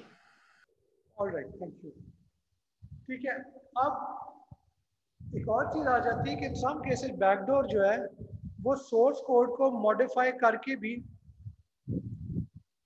Implement किया जा सकता है। वैलिड प्रोग्राम है, उसके सोर्स कोड के अंदर चेंजेस करके बैकडोर डाला जा सकता है। इसका एक एग्जांपल है कि 2003 में बेसिकली लिनक्स का, आपको पता है कि लिनक्स का सोर्स कोड जो है वो ऑनलाइन अवेलेबल होता है, और आपने अगर लिनक्स इंस्टॉल करनी है अपनी मशीन पे तो आप उस कोड को डाउनलोड करके उसे कंपाइल करके इंस्टॉल कर सकते हैं। ठीक है, तो अटैकर्स ने क्या किया था कि उन्होंने लिनक्स के सोर्स कोड को पकड़ा और उसके अंदर एक जगह पे एक ऐसा कोड था जहाँ पे एक कंपैरिजन हो रहा था, और कंपैरिजन किस चीज़ का हो रहा था कि इस प्रोग्राम, जो यूज़र इस प्रोग्राम को इस्तेमाल कर रहा है उस यूज़र को रूट एक्सेस है कि नहीं। रूट एक्सेस का मतलब है क्लास कि बेसिकली आपका जो मशीन है, जो ऑपरेटिंग सिस्टम है, उसके ऊपर यूज़र को एडमिनिस्ट्रेटर राइट्स हैं कि नहीं। एडमिनिस्ट्रेटर रूट एक ही चीज़ है। तो अटैकर्स ने क्या किया था कि वो C++ में आपको पता है कि कंपैरिजन जो है वो इक्वल टू के साइन से होता है। उन अटैकर्स ने क्या किया कि इस कंपैरिजन में उन्होंने सिर्फ इक्वल का साइन डाला, दूसरे को डिलीट कर दिया। अब आपको पता है कि C++ में क्या होता है कि कंडीशन चेक होती है, अगर इक्वल साइन है तो वो राइट हैंड साइड और लेफ्ट हैंड साइड को कंपेयर करता है, अगर वो सेम है तो फिर कंडीशन ट्रू है वरना फॉल्स है। और अगर आपने इक्वल नहीं किया, सिर्फ इक्वल लिखा है, तो वहां पे मसला क्या होता है कि फिर जो राइट हैंड साइड पे चीज पड़ी हुई है वो वैल्यू लेफ्ट हैंड साइड पे कॉपी होती है, और फिर आपका जो इफ कंडीशन है वो चेक करता है कि जो लेफ्ट हैंड साइड में वेरिएबल था उसके अंदर चीज कॉपी हुई है वो नॉन जीरो है कि नहीं। अगर जीरो है तो इफ उसे एज फॉल्स ट्रीट करता है, अगर वो पॉजिटिव है या नेगेटिव वैल्यू है तो इफ समझेगा कि ये ट्रू है। और देखें ट्रू में मसला क्या होता है कि कंपैरिजन हो रहा था कि इस बंदे को रूट एक्सेस है कि नहीं। तो अगर वो इफ कंडीशन ट्रू हो जाती है तो उसका मतलब है कि यस रूट एक्सेस है, और अगर किसी आउटसाइडर को रूट एक्सेस हो गई है तो उसका मतलब है उस मशीन के ऊपर जो मर्जी करना चाहे वो कर सकता है। और ये इक्वल की बजाय इक्वल कर देना बड़ा इंटेलिजेंट अटैक था, क्योंकि इसमें क्या होता है कि अब देखें आप अगर कोड पढ़ रहे हैं और कहीं इफ के अंदर आपको सिंगल इक्वल का साइन नजर आए, चांसेस आर कि आपकी आंखों को वो पता भी नहीं चलेगा, आप उसे इग्नोर करके आगे निकल जाएंगे। और दूसरी बात ये कि अगर किसी ने पकड़ भी लिया है तो वो समझेगा कि यार दो इक्वल होने चाहिए थे, लगता है किसी ने टाइप करते हुए गलती से एक कर दिया। तो जो अटैकर था उसके ऊपर कोई शक नहीं करेगा कि इसने जानबूझ के ऐसे किया।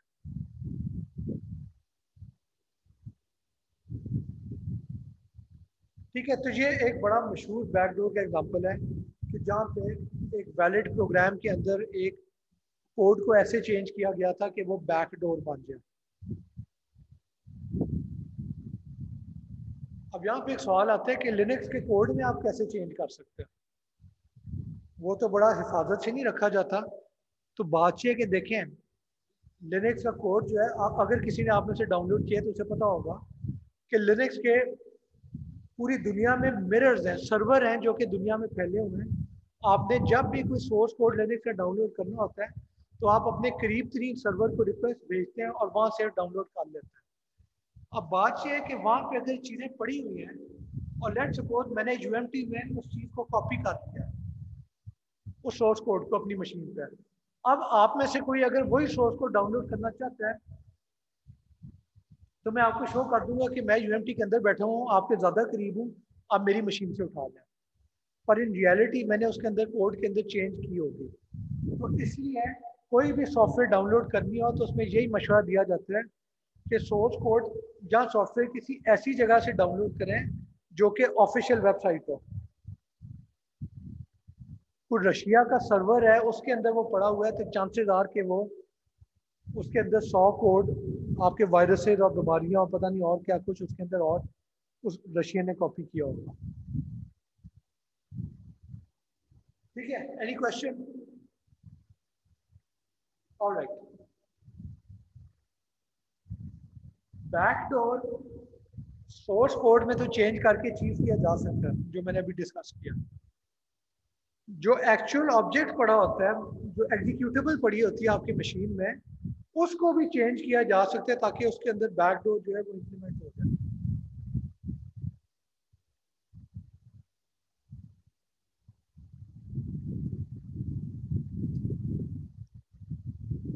अब अगर सोर्स कोड के अंदर किसी ने बैकडोर डाला है तो वो आइडेंटिफाई करना आसान होता है क्योंकि कोई भी अगर रिसर्चर बैठा हुआ है तो उस कोड को शुरू से आखिर तक पढ़ लेगा और उसे पता लग जाएगा। ठीक है, पर जब आप किसी एग्जिस्टिंग एग्जीक्यूटेबल फाइल के अंदर एम्बेड कर देते हैं बैकडोर का मशीन कोड, तो उससे फाइंड आउट करना थोड़ा मुश्किल हो जाता है क्योंकि उस कोड को पढ़ कोई नहीं सकता, वो ह्यूमन रीडेबल नहीं है, मशीन रीडेबल है। और ये इंसर्ट करने का मतलब क्या है कि बेसिकली आपकी हार्ड डिस्क के ऊपर जो एग्जीक्यूटेबल फाइल पड़ी होती है या तो आप उसके अंदर कॉपी कर सकते हैं, ठीक है, या फिर वो जो फाइल है जब वो कंपाइल हो रही है, फॉर एग्जांपल कोई सोर्स कोड था वो कंपाइल हो रहा है तो कंपाइलेशन के दौरान जो इंटरमीडिएट फाइल बन रही होती है उसके अंदर आप कॉपी कर सकते हैं बैकडोर। या तीसरी चीज हो सकती है कि आपकी फाइल जो है उसकी एग्जीक्यूशन स्टार्ट हुई है और वो रैम के अंदर लोड हो गई है, तो अब रैम के अंदर जाके आप किसी जगह पे अपना जो बैकडोर का कोड है उसे इंसर्ट कर सकते हैं ताकि जब रैम में वो प्रोग्राम रन होगा तो वो बैकडोर का कोड जो है वो भी एग्जीक्यूट हो जाएगा।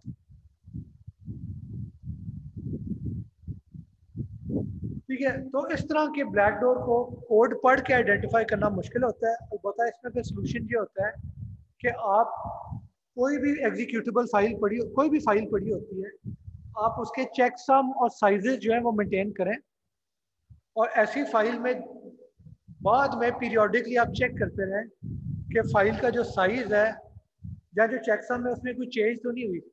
अगर चेंज हुई है तो चांसेस आ कि किसी ने उसके अंदर वायरस या बैकडोर इंसर्ट किया, और अगर कोई चेंज नहीं तो इसका मतलब है कि जो शुरू में प्रोग्राम था अभी तक वही है, किसी ने इसे हाथ नहीं लगाया।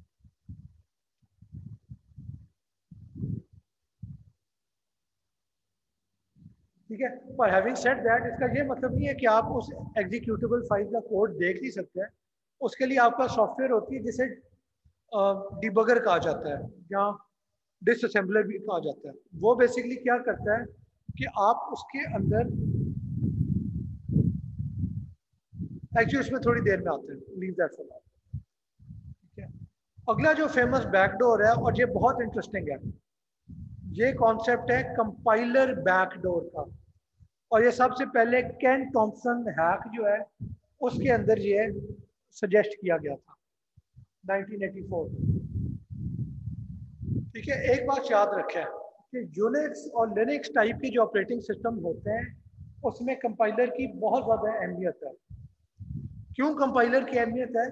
क्योंकि इनमें जो सॉफ्टवेयर होती है, काफ़ी दफ़ा ये होता है कि आपने कोई सॉफ्टवेयर इंस्टॉल करनी है तो आप उसका सोर्स कोड जो है वो लेके आते हैं, actual C++ file for example, और फिर कंपाइलर जो है वो उस फाइल को एग्जीक्यूट करके, सॉरी, उस फाइल को कंपाइल करके उसकी एक एग्जीक्यूटेबल बनाता है और फिर वो एग्जीक्यूटेबल जो है वो आप रन कर सकते हैं। अब यहाँ पे एक बहुत बड़ा मसला है, ठीक है। हाँ, और बाय द वे, जो भी चीज़ आपने इंस्टॉल करनी है अपनी मशीन में तो वो सारी की सारी जो है बेसिकली कंपाइलर के थ्रू कंपाइल होने के बाद इंस्टॉल होगी। ठीक है, मसला क्या है कि 1984 में केन टॉम्पसन ने एक अटैक प्रपोज किया था। उसने कंपाइलर के अंदर एक वायरस इंजेक्ट किया, यानी एक मलिशियस कोड इंजेक्ट किया, और वो कोड क्या करता था, उसके अंदर दो मसले थे। एक मसला ये था कि वो कोड ये करता था कि जब भी कंपाइलर अपने आप को कंपाइल करेगा तो ये वायरस जो है ये उस नई कंपाइलेशन के अंदर भी इंसर्ट हो जाएगा। यानी मैंने कंपाइलर मेरी मशीन पे पड़ा हुआ है, उसके अंदर वायरस है, ठीक है। अब कोई उसी कंपाइलर की नई वर्जन आई है तो मैं वो अपनी मशीन पे इंस्टॉल करना चाहता हूँ, तो वो अपनी मशीन पे इंस्टॉल करने के लिए जो एग्जिस्टिंग कंपाइलर है उसी को इस्तेमाल करना पड़ेगा, ताकि वो पहले इसको कंपाइल करे, ताकि नया कंपाइलर कंपाइल होने के बाद मेरी मशीन के ऊपर इंस्टॉल हो जाए। और प्रॉब्लम क्या है? प्रॉब्लम ये है कि पुराना कंपाइलर जब नए वाले को कंपाइल कर रहा होगा तो पुराने वाले में जो वायरस था वो भी साथ ही इंसर्ट कर देगा। ये एक चीज़ है। दूसरी प्रॉपर्टी क्या है कि कोई भी कोड कंपाइल करना है, आपकी मशीन पे कोई भी कोड कंपाइल करना है तो क्या होगा कि इस वायरस के अंदर जो कोड है वो उस कंपाइलेशन के अंदर भी इंसर्ट हो जाएगा। यानी मैंने एक C++ प्रोग्राम लिखा है और मैंने उसे कंपाइल करने के लिए कंपाइलर को दे दिया है, तो कंपाइलर के अंदर जो वायरस है वो एक्टिव होगा और कंपाइलेशन के दौरान अपनी तरफ से कोई ऐसे कोड डाल देगा, इंसर्ट कर देगा उस फाइनल एग्जीक्यूटेबल के अंदर कि वो कोड जो है वो एक बैक डोर का काम देगा।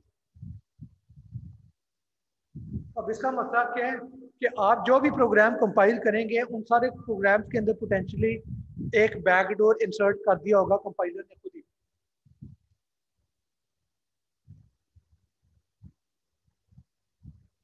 और यहाँ से आपको नजर आता है कि अटैक कितना खूबसूरत है कि अगर आप कंपाइलर को अपडेट करने की कोशिश करेंगे तो वो कंपाइलर ही अपने आप को कंपाइल करेगा।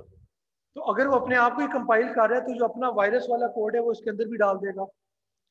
और नंबर टू, किसी भी प्रोग्राम को कंपाइल करना है तो क्योंकि ये कंपाइलर ही उसे कंपाइल करेगा तो उस प्रोग्राम की जो फाइनल मशीन कोड बनेगा उस मशीन कोड के अंदर इस कंपाइलर ने अपनी तरफ से कोई मलिशियस कोड इंसर्ट कर दिया होगा।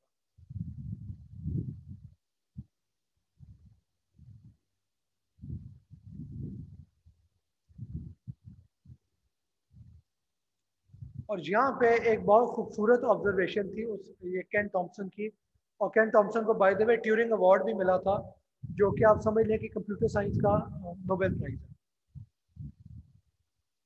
और वो ऑब्जर्वेशन ये है कि जब हम सिस्टम सिक्योरिटी की बात करते हैं तो आइडियली हम चाहते हैं कि हमें किसी के ऊपर भरोसा ना करना पड़े। तो प्रॉब्लम क्या है? प्रॉब्लम ये है कि ये हो नहीं सकता। क्यों नहीं हो सकता? क्योंकि यूनिक्स और लिनक्स टाइप के जो ऑपरेटिंग सिस्टम्स हैं उनमें हर प्रोग्राम जो है वो इंस्टॉल करने के लिए पहले कंपाइलर को कंपाइल करना पड़ता है। तो दैट मीन्स कि आपको कंपाइलर को तो ट्रस्ट करना पड़ेगा ना।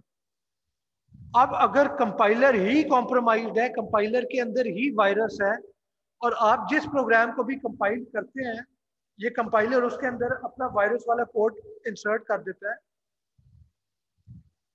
तो फिर तो आप किसी भी चीज को ट्रस्ट नहीं कर सकते। And that is where your security breaks कि बेसिकली कंपाइलर, आप कोई भी चीज कंपाइल कर लें, अगर आपका कंपाइलर कॉम्प्रोमाइज है तो आप जो भी उसके थ्रू एग्जीक्यूटेबल जनरेट करेंगे उसके अंदर बैकडोर वायरसेस कुछ भी होने का चांस हो सकता है। और ये बहुत खूबसूरत अटैक था और ये आजकल भी इस्तेमाल होते हैं, रिसेंटली भी इस्तेमाल हुए। अब आजकल आप देख लें कंपाइलर कहाँ पे होता है, आप जो भी जावास्क्रिप्ट रन करते हैं उन सारों के इंटरप्रेटर कंपाइलर वगैरह जो सारे होते हैं, run time just in time compilation वगैरह जो होती है, तो आजकल भी जावास्क्रिप्ट वगैरह के लिए आपको ये इस्तेमाल करने पड़ते हैं। तो अगर उन कंपाइलर्स को अगर कोई इंजेक्ट कर दे वायरस, तो बेसिकली आप जो भी कोड जनरेट करेंगे वो सारे का सारा करप्ट होता है। Any question class? ऑलराइट, अब इन बैकडोर्स के अगेंस्ट प्रोटेक्शन क्या होती है? एक प्रोटेक्शन है कि आप हर वक्त सिस्टम को मॉनिटर करते रहें कि आपके सिस्टम पे कोई पोर्ट ओपन है कि नहीं। आई मीन अगर मैं सिस्टम एडमिनिस्ट्रेटर हूँ और मैं देखता हूँ कि सर्वर के ऊपर पोर्ट नंबर 80 खुला हुआ है और पोर्ट नंबर 80 खुला हुआ है, तो कोई शक वाली बात नहीं है, परेशानी की बात नहीं है। क्यों? क्योंकि ये वेब सर्वर के पोर्ट्स हैं और ये खुले होने चाहिए सर्वर। पर अगर पोर्ट नंबर 5, 6, 7, 8 खुला हुआ है, तो वो मैं कहूँगा कि ये पोर्ट किसका है और ये क्यों खुला हुआ है, इसका मकसद क्या है। तो अगर कोई मेरी एप्लीकेशन के लिए वो नहीं खुला हुआ, तो मैं उस पोर्ट को ब्लॉक कर दूंगा, क्योंकि अगर ब्लॉक नहीं किया तो चांसेस आर कि वो किस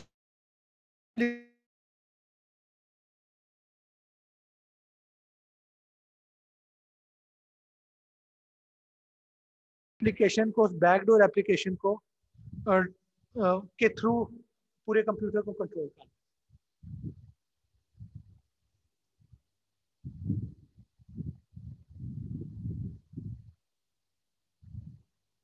ठीक है, दूसरी सोल्यूशन है आप फायरवॉल प्लेस कर दें अपने नेटवर्क के अंदर, ताकि नेटवर्क के बाहर से कोई भी डेटा अंदर भेजता है तो फायरवॉल डिसाइड करे कि उसे आने देना है कि नहीं।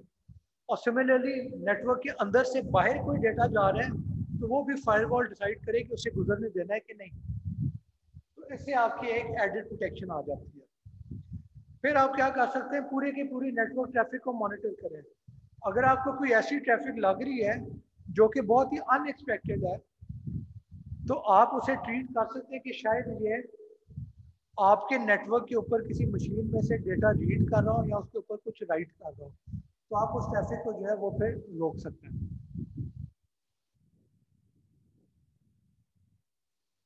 फिर जो पहले भी बात की कि जो भी आपके ओपन सोर्स कोड प्रोग्राम्स हैं, आप देखें कि ये जहाँ से आ रहे हैं वो जगह रिलायबल है कि नहीं। ठीक है, अगर आप किसी मिरर से डाउनलोड कर रहे हैं तो मेक श्योर कि वो वैलिड मिरर हो, ऑफिशियल मिरर हो। वरना क्या होगा कि उस मिरर से, किसी अनऑफिशियल मिरर से आप डाउनलोड करते हैं तो शायद किसी यूजर ने उसके ऊपर कोड ही चेंज कर दिया। और दूसरी बात, एक फाइल डाउनलोड करने के बाद भी आप कोई इस तरह का चेक रखते हैं ताकि आपको पता लगे कि जो फाइल डाउनलोड की है ये ओरिजिनल से मिलती जुलती है कि इसके अंदर कुछ चेंज हुई है। उसके लिए आपके पास चेक सम होते हैं या हैश होते हैं जो हमने शुरू में किए थे।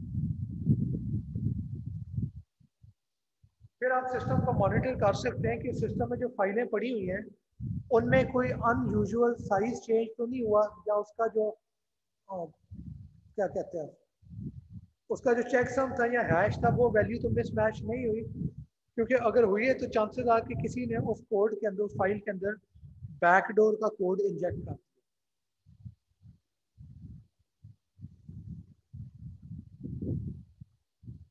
फिर आप सोर्स कोड को अपनी आंखों से पढ़ सकते हैं, और सोर्स कोड पढ़ेंगे तो आपको नजर आ जाएगा कि इसमें कोई कोई मशकूक किस्म का कोड तो नहीं है जो कि बैकडोर वाला काम कर रहा है। अगर है तो आप उसे डिलीट कर सकते हैं। ठीक है, कंपाइल्ड ऑब्जेक्ट को चेक करना, उसका कोड चेक करना थोड़ा ज़्यादा मुश्किल होता है, पर इम्पॉसिबल नहीं है। ठीक है, एक रिवर्स इंजीनियरिंग टूल है जिसका नाम है ओली डीबीजी डीबगर। ये बेसिकली क्या करता है कि इसके अंदर आप किसी भी प्रोग्राम को लोड करते हैं तो ये उस प्रोग्राम का बाइनरी आपको, आप कोड बाइनरी लोड करते हैं यानी मशीन कोड लोड करते हैं, पर ओली डीबीजी जो है ये उसका जो असेंबली लैंग्वेज वर्जन है वो आपको डिस्प्ले कर देता है। यानी आपको नजर आएगा रजिस्टर कौन से हैं, वेरिएबल की वैल्यू क्या है, वेरिएबल के अंदर पड़ा क्या हुआ है, स्ट्रिंग के अंदर क्या पड़ा हुआ है, टेबल के अंदर क्या पड़ा हुआ है, कौन सी एपीआई कॉल हो रही है, कहाँ पे इफ कंडीशन आ रही है, कहाँ पे जंप आ रहा है, कहाँ पे गो टू आ रहा है, तो सारी चीज़ें आपको नज़र आ जाएंगी। तो उस कोड को आप रीड करके, ठीक है, उस कोड को आप रीड करेंगे तो आपको नज़र आ जाएगा कि डिफरेंट स्टेप्स पे उस कोड के अंदर क्या हो रहा है। और वहाँ पे अगर कोई मशकूक चीज़ आपको नज़र आती है, फॉर एग्जांपल कोई आपका ऐसा स्टेप है जहाँ पे आपको आपका जो प्रोग्राम है वो शो कर रहा है कि कोई पोर्ट नंबर जो है वो खोला गया है, तो आप समझ जाएंगे कि मेरा प्रोग्राम है, इसमें पोर्ट नंबर फॉर एग्जांपल नहीं होना चाहिए था, और इस कोड को मैंने गौर से देखा है तो नज़र आ रहा है कि इसने पोर्ट नंबर खोला है, तो चांसेस आर कि वो बैकडोर इसके अंदर इंसर्टेड है।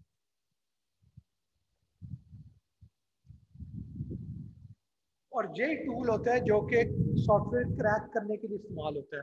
यानी एक सॉफ्टवेयर है, आपने इंस्टॉल किया है, तो वो सबसे पहले आपसे पूछते हैं कि इसका लाइसेंस नंबर दो, ठीक है, सॉरी सीरियल नंबर दो। तो अगर आपने पैसे नहीं खर्च किए तो आपको सीरियल नंबर नहीं पता होगा, तो आप क्या करेंगे, आप उस प्रोग्राम को ओपन करेंगे यूजिंग ओनली डीबीजी, उसमें आपको पूरा सोर्स कोड नज़र आ जाएगा असेंबली लैंग्वेज में। और वहाँ पे अगर कोई आपको ऐसा स्ट्रिंग नज़र आता है जो कि लग रहा है कि जो सीरियल नंबर होता है, ठीक है, जो पासवर्ड है उस जैसी कोई शक्ल लग रही है, तो आप क्या करेंगे, आप उसको रीड कर लें और वो इस्तेमाल करके देखें कि उसे इस्तेमाल करते हुए आपका वो आपका एक्सेप्ट हो जाता है कि नहीं हो जाता। अगर हो जाता है वेल एंड गुड, अगर नहीं होता तो तब भी आपके पास पूरा सोर्स कोड अवेलेबल है, आप उसे स्टडी करके देख सकते हैं कि किस तरीके से ये जो चेक है कि सही वाला पासवर्ड डालो, इस चेक को कैसे इसे जो है वो इग्नोर किया जा सकता है। यानी अगर कहीं पे इफ कंडीशन है जो कि इस चीज़ को चेक कर रही है, तो आप इस लाइन को डिलीट करके इसकी जगह गो टू डाल दें, तो ये इग्नोर हो जाएगा, चेक होगा नहीं, और आपका ऑटोमेटिकली जो है वो मशीन जो है वो आपका सॉफ्टवेयर जो है वेरीफाई हो जाएगा। Is this point clear class? Alright, ये एक एग्जांपल है डीबगर का, और जहाँ पे एक एप्लीकेशन को लोड किया था तो आपको उसका पूरे का पूरा असेंबली कोड नजर आ रहा है, यानी push EBP, move EBP, ESP, ठीक है, पुश कमांड है, मूव कमांड है, EBP I am assuming register होंगे शायद, ठीक है, पुश मूव एक्सॉर, एक्सॉर क्या कर रहे हैं कि ईएक्स और ईएक्स को एक्सॉर कर रहे हैं आपस में, ठीक है, मूव एक्सॉर, इंक, इंक जो है इंक्रीमेंट कर रहा है, और नीचे आपको नजर आ रहा है लाइन नंबर,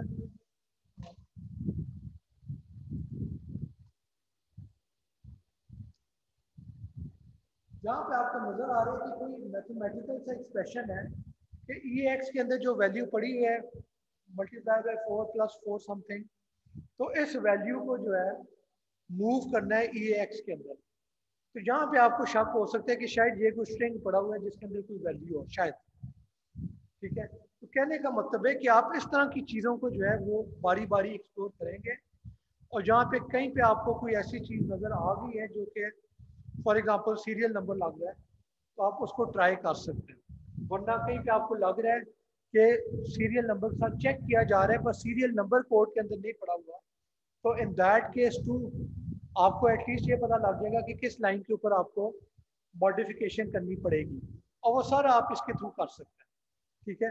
तो रिवर्स इंजीनियरिंग के लिए भी इस्तेमाल होता है, और सिक्योरिटी टेस्टिंग के लिए भी किसी एप्लीकेशन को टेस्ट करने के लिए आप ये टूल इस्तेमाल कर सकते हैं।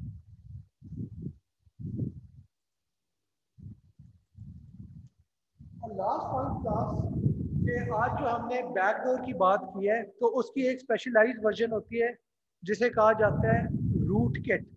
रूट किट बेसिकली ऐसा प्रोग्राम होता है जो कि सिस्टम के अंदर एक खुफिया तरीके से इंस्टॉल हो जाता है, ठीक है, और वो बेसिकली ऐसे इंस्टॉल होता है कि उस सिस्टम की, उस मशीन की, उस ऑपरेटिंग सिस्टम की जो एक्सेस है, उसकी जो रूट एक्सेस है, वो बेसिकली अटैकर को मिल जाती है।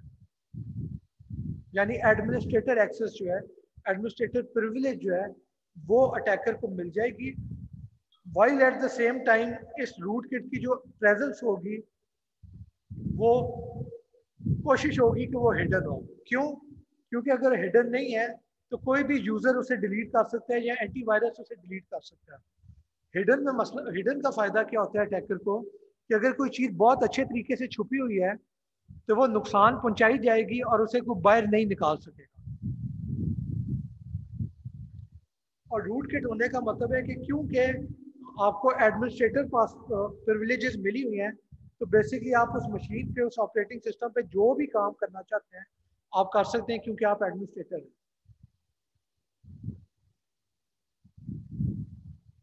और जब भी आपने रूट किट डिजाइन करनी होती है तो आपने दो काम करने होते हैं। पहला काम होता है कि आपने उसकी प्रेजेंस को ऑब्सक्योर करना यानी हाइड करना। हाइड करने के लिए रूट किट क्या कर सकती है? नंबर वन कि वो अपने आप को किसी प्रोसेस के अंदर हाइड कर लेगी, लोड कर लेगी, ताकि जब वो वैलिड लेजिटिमेट प्रोसेस की एग्जीक्यूशन हो रही होगी तो उसके साथ ही रूट किट का प्रोग्राम जो है वो भी एग्जीक्यूट हो जाएगा। या फिर जो ड्राइवर हैं उनके अंदर इंसर्ट किया जा सकता है। कर्नल मॉड्यूल होती हैं जो कर्नल बेसिकली आपके लाइब्रेरीज को रन कर रहा होता है, तो उसके अंदर भी इस चीज़ को हाइड किया जा सकता है। क्यों? क्योंकि देखिए ऑपरेटिंग सिस्टम का नॉर्मल बिहेवियर क्या है? एक लाइब्रेरी है, उसे यूज करना है, तो उस लाइब्रेरी के अंदर अगर किसी ने बाहर से आके कोई रूट किट डाल दी है तो ऑपरेटिंग सिस्टम को अगर नहीं पता लगता तो वो तो अनजाने में एक बड़ा मलिशियस किस्म का प्रोग्राम रन कर देगा। तो ये बेसिकली रूट किट का गोल होता है। सिमिलरली रूट किट क्या कर सकती है कि जो सिस्टम कॉल टेबल होता है उसके अंदर जो है मॉडिफिकेशन कर सकती है। यानी सिस्टम कॉल क्या होती है? किसी भी प्रोग्राम ने अगर ऑपरेटिंग सिस्टम का कोई फंक्शन रन करना है तो उसके लिए एप्लीकेशन को ऑपरेटिंग सिस्टम का एक सिस्टम कॉल करनी पड़ती है। सिस्टम कॉल क्या होती है? ऑपरेटिंग सिस्टम का फंक्शन जो कि एप्लीकेशन रन कर सके, कॉल कर सके। और इसके लिए एक टेबल होता है जहाँ पे सारी एक्टिव सिस्टम कॉल जो है उनकी एंट्री बनी होती है। तो रूट किट क्या कर सकती है? रूट किट कर सकती है कि इन एंट्रीज को इस तरीके से मॉडिफाई करें ताकि एप्लीकेशन ने अगर सिस्टम कॉल की है यानी ऑपरेटिंग सिस्टम की किसी फंक्शन को कॉल किया है तो वो फंक्शन एग्जीक्यूट ना हो, उसकी बजाय जो रूट किट है उसका फंक्शन एग्जीक्यूट हो जाए।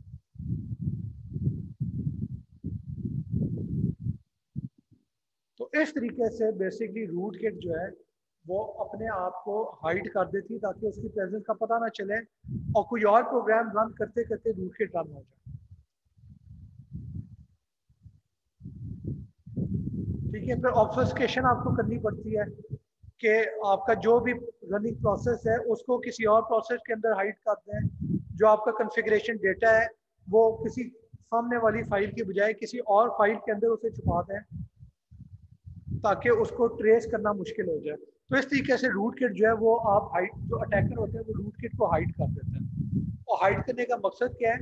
ताकि एंटीवायरस या सिस्टम एडमिनिस्ट्रेटर जो है वो आराम से इसे डिटेक्ट ना कर सके। क्योंकि रूट किट अगर डिटेक्ट होगी फिर तो बेकार है ना। अटैकर चाहते हैं कि रूट किट छुप के उसके काम करती है। और रूट किट ये भी कर सकती है कि हर ऑपरेटिंग सिस्टम में एक लॉगिंग प्रोग्राम होता है। लॉगिंग प्रोग्राम का काम क्या होता है कि ऑपरेटिंग सिस्टम में जो भी इवेंट्स हो रहे हैं वो एक फाइल में उनकी इंफॉर्मेशन स्टोर करी जाती है। तो रूट किट की ये भी कोशिश होती है कि किसी तरीके से जो इवेंट लॉगर है उसको डिसेबल कर दें ताकि कल को अगर सिस्टम एडमिनिस्ट्रेटर लॉग फाइल्स को देख के आइडेंटिफाई करना चाहे कि रूट किट तो नहीं एग्जिस्ट कर रही तो लॉग फाइल के अंदर पढ़ाई कुछ नहीं होगा क्योंकि वो डिसेबल्ड है।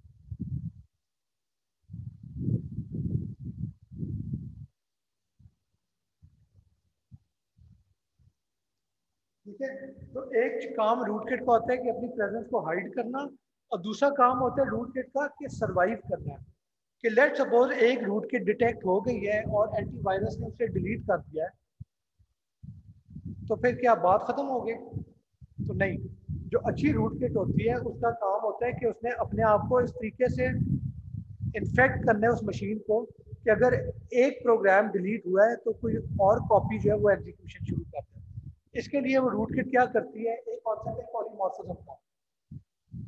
पॉलीमॉर्फिज्म क्या होता है कि वो इस तरीके से अपने ही कोड को मॉडिफाई कर देती है कि उस कोड को एंटीवायरस अगर किसी एक खास किस्म के कोड को ढूंढ रहा था तो मॉडिफाइड कोड जो है वो क्योंकि फ़र्क है तो उसे इग्नोर कर दिया जाएगा और वो एंटीवायरस से बच जाएगा।